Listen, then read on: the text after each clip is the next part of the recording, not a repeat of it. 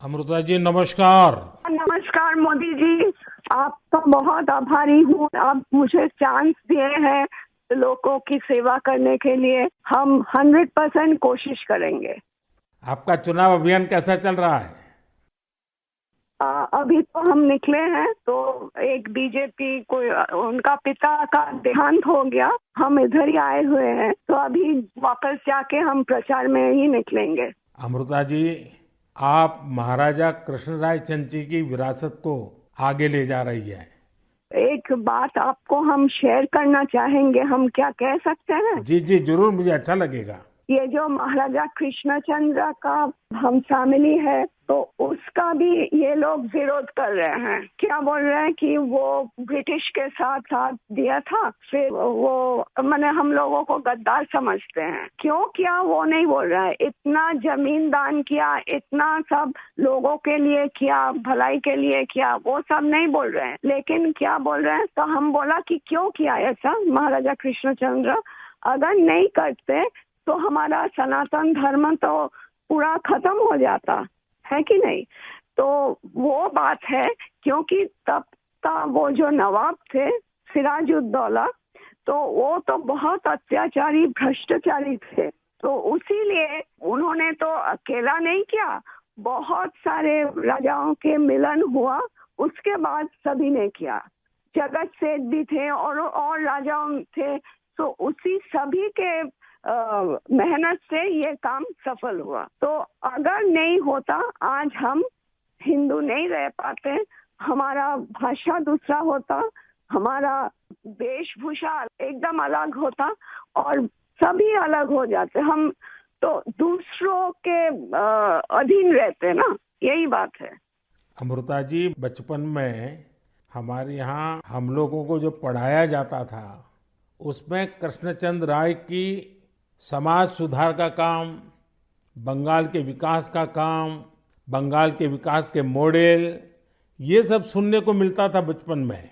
अब देखिए, ये वोट बैंक की राजनीति करने वाले लोग हैं तो बहुत ही अनाप शनाप आरोप लगाएंगे और 300 साल पहले की घटना निकालेंगे, 200 साल पहले की घटना निकालेंगे और बदनाम करने का प्रयास करेंगे। वे एकदम खुद सही बात अपने है। जो वर्तमान पाप है हाँ उसको छिपाने के लिए वो हाँ ऐसी चीजें ढूंढते रहते हैं। लेकिन जब भगवान राम की बात आती है, भगवान राम की बात आती है तो वो कहते हैं कि सबूत कहाँ है, इतनी हाँ पुरानी हाँ बात क्यों सही बात, निकालते हो। सही बात। लेकिन जब कृष्णचंद्र राय की बात आती है तो वो तुरंत निकालते हैं। तो इस प्रकार हाँ से उनके दोगलापन होता है और आपको हाँ। इसका बिल्कुल मन में प्रेशर नहीं लेना चाहिए। नहीं आपने नहीं, तो हम लेते भी बंगाल नहीं का है। उज्जवल भविष्य और आपका हाँ स्वयं का जीवन भी लोगों के लिए रहा है। हाँ जी। और आपके सामने बंगाल की विरासत को बचाने की भी चुनौती है। और एकदम आप इसे सही बात। कैसे देख रही हैं आप? हम पॉजिटिवली देख रहे हैं। हमारा लड़ाई जो है लोगों का सेवा के लिए है, करप्शन हटाने के लिए है और वंचित लोगों के उपकार में आने के लिए है। आपने देखा होगा इन दिनों लड़ाई दो खेमों में बट गई है। एकदम। एक हमारा खेमा है जो इस देश से भ्रष्टाचार को मिटाने के लिए कदम उठा रहा है, और दूसरा हमारे सामने वाला खेमा है वो भ्रष्टाचारियों को बचाने के लिए इकट्ठे होना, एक दूसरे को बचाने के लिए लड़ाई लड़ना, आरोप करना। और जिन्होंने पहले खुद ने आरोप किए थे वो भी उनको बचाने में लग गए हैं। यानी उनके लिए देश उनकी प्राथमिकता नहीं है, सत्ता ही उनकी प्राथमिकता है। और इसलिए चुनाव में हमने भ्रष्टाचार मुक्त भारत बनाने के लिए लड़ना ही लड़ना है, क्योंकि हमारे देश के युवाओं का भविष्य उज्जवल बने, इसलिए भ्रष्टाचार से मुक्त देश होना ही चाहिए। आपको देखकर ही हम आए हैं। जी अमृता जी, मैं बहुत आपका आभारी हूँ, क्योंकि हमारी टोली को आपने जब ये बताया तो मुझे जरूर लगा कि मुझे एक बार आपसे बात करनी चाहिए। अमृता जी, बंगाल के अन्य इलाकों की तरह हाँ जी। कृष्णा नगर में भी बीजेपी को बहुत उम्मीद के नजर से देखा जाता है। अब आप वहां लोगों से मिल रही हैं, आपको भी लोगों का उत्साह उमंग फील होता होगा। बहुत जनों ने बोला उन लोगों का डीए अटक गया। बहुत जनों ने बोला स्कूल में भर्ती कराने के लिए लाखों का पैसा चाहिए। बहुत जनों ने बोला हमको कि हमको बोला था कि घर देंगे, नहीं दिया। तो क्या बोले इसको। अमृता जी, मैं आपको एक बात बताता हूँ। हाँ जी। मैं एक लीगल एडवाइस ले रहा हूँ। हाँ, प्लीज बोलिए। हमने बंगाल में ये ईडी वालों ने करीब 3,000 करोड़ रुपया इनका अटैच किया हुआ है। अब ये पैसा गरीब आदमी का पैसा है। किसी ने शिक्षक होने के लिए पैसा दिया, किसी ने क्लार्क होने के लिए पैसा दिया।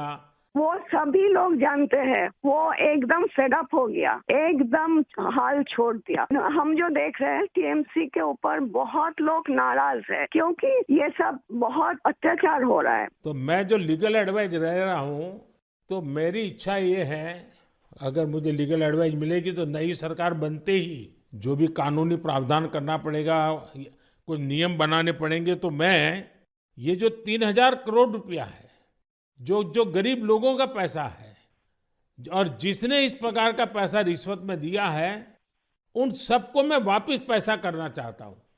तो आप पब्लिक में जरूर बताइए कि मोदी जी से मेरी फोन पर बात हुई है और उन्होंने कहा है कि बंगाल के लोग विश्वास करें कि जो 3,000 करोड़ रुपया ईडी ने अटैच किया हुआ है, वो 3,000 करोड़ रुपया गरीबों का पैसा है बंगाल के, और वो उनको वापस देने के लिए कोई न कोई रास्ता मैं खोजूंगा। ये जरूर बताइए आप लोगों को। हम बोलेंगे। अमृता जी, पूरे बंगाल में बड़ी संख्या में लोग बीजेपी के साथ आ रहे हैं। जब आप क्षेत्र के लोगों से बात करती है, वो क्या बात करते हैं? अपनी अपेक्षाएं आपको बताते हैं क्या? हाँ, बताते तो हैं। आपके कामों पे हमारा भरोसा है, ये सब बताते हैं। और हम पूछते हैं कि महुआ मैत्रो का क्या होगा, बोलो उसको तो जेल ही जाना है। अच्छा, लोग बोलते हैं। हाँ जी। अच्छा, ये मोदी की गारंटी को लेकर आपके लोकसभा के क्षेत्र में लोगों तक बात पहुंची है? हाँ हाँ, हम तो बोले हैं। तो बोला मोदी जी की तरह हमारा भी गारंटी है, हम जरूर कोशिश करेंगे आपका सेवा में आने का। अमृता जी, मुझे बहुत अच्छा लगा आपसे बात कर करके, और मुझे विश्वास है कि आप विजयी होकर के आपके परिवार की जो बंगाल की सेवा करने की परंपरा रही है, उस परंपरा को आप आगे बढ़ाएगी। आपने चांस दिया है, इसलिए हम आभारी हैं। आपने ये चांस मुझे सौंपा है।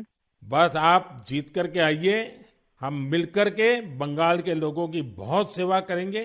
और आप भी जीतने के बाद पहले 100 दिन में कृष्णनगर में क्या करना है, उसका पूरा काम निकाल के रखिए। मैं पूरी तरह आपके साथ खड़ा रहूंगा, और उसमें से जो भी काम भारत सरकार को करने होंगे, वो तुरंत कराने का हम प्रयास करेंगे। आपका आशीर्वाद मुझे चाहिए बस।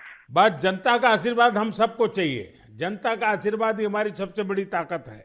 लेकिन आप मुझे गाइड करिए, ये हमारा रिक्वेस्ट है। नहीं, बिल्कुल, हम संपर्क में रहेंगे, और मेरी आपको बहुत शुभकामनाएं हैं। बहुत बहुत धन्यवाद जी। नमस्कार।